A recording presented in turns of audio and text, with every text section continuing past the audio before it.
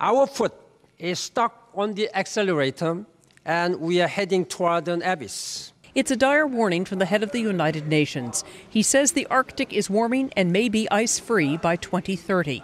Speaking to officials from 150 nations, United Nations Chief Ban Ki-moon says time is running out for a new international deal to prevent climate change. Changes in the Arctic are accelerating global climate change. The UN says negotiators have only made minimal progress in talks about limiting climate change, but they're supposed to be creating a framework for a new agreement to replace the 1997 Kyoto Protocol.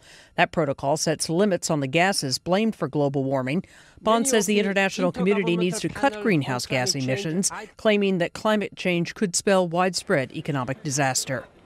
Scientists have been accused for years of scaremongering. But the real scaremongers are those who say we cannot afford climate action, that it will hold back economic growth. They are wrong. Climate change could spell widespread economic disaster.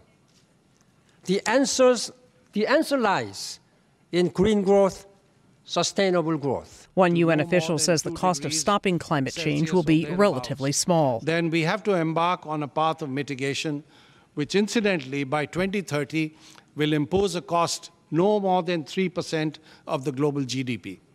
That means that the level of prosperity that the world would have reached in 2030 will at best be postponed by a year. Now a December deadline is looming for negotiators who are scheduled to meet for climate change talks in Denmark. That's when they're expected to hammer out a new international accord aimed at stopping climate change and saving the Arctic. Diane Kepley, The Associated Press.